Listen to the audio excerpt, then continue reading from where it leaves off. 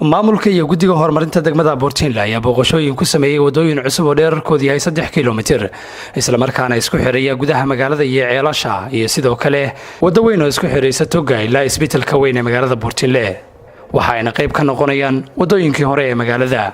dhinaca kale maamulka degmada Buurtinle ayaa booqashooyinkoodan ku gaaray goobo ka fog magaalada ay u diyaariyeen qashinka in lagu ururiyo.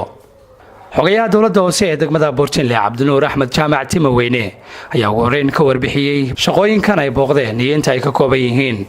waxa qabad aanu ka sameeynay degmada wadooyin aan furay iyo godad aan qodaynay oo qashinka aan u asteynay ma sha Allah arintaas meel fiican bay maraysaa. hadda waxaan hor dhex taaganahay wadadii isbitaalka aan u falaynay.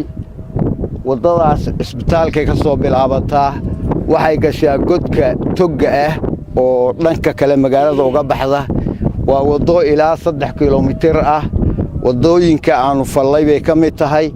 waxaanu sameynay oo kale wada iyaduna halbowle ah oo ka soo bilaabanaysa dhaafaysa wadada Golabireed bay ka soo bilaabanaysa ceelasha biyaha ay dhaafaysa waxay imaanaysaa degmada.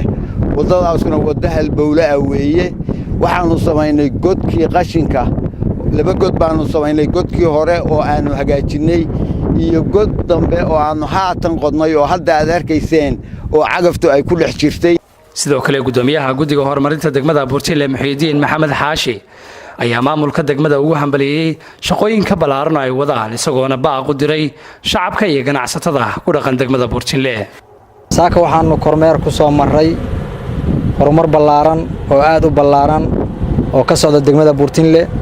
horumarkaas oo hogaaminaya maayirka degmadu kaas oo uu fulinayo ballanqaadyadii iyo wixii uu ballan qaaday inuu ummadan u qabanayo xilligii la dooranayay. aad iyo aad baan uga mahadcelinaynaa isaga iyo xogayaha iyo tiimkiisaba.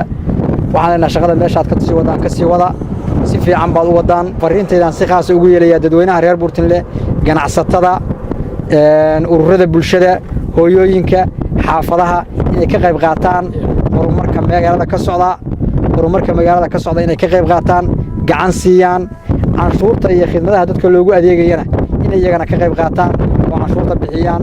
dadkana la xisaabtamaan maamulka oo kula xisaabtamaan laakiin marka hore wixii ay kula xisaabtamaan in dadka u dhiibtaan iyagana intaasan ku boorinayaa.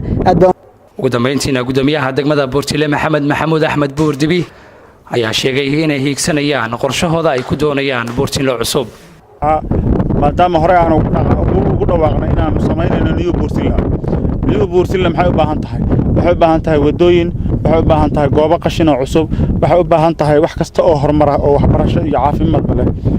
anagu ka duulayno New Buurtinle waxaanu sameynay wadooyin waaweyn oo ballacoodu yahay 12 mitir ilaa 3 mitir. waanu sii wadi doonaa sida aad u jeedaan. haddana waxaanu booqannay goob weyn oo lagu talagalay nadaafadda degmada in lagu aruuriyo kadibna lagu gubo. waa fayskii labaad oo aanu kaga faa'iideysanayno inaanu gelino godkaas baaxadda aad u jeedaan inuu yahay kii lagu kaydin lahaa qashinka ka bacdina lagu gubi lahaa. waxaa ka horeeyay god kale oo asaga la mid ah oo aanu ka qodnay isbuuc la soo dhaafay galbeedka magaalada. waa godkii labaad weeye waanu sii wadi doonaa. guuleysati jaamac warbaahinta dawladda Puntland magaalada Buurtinle.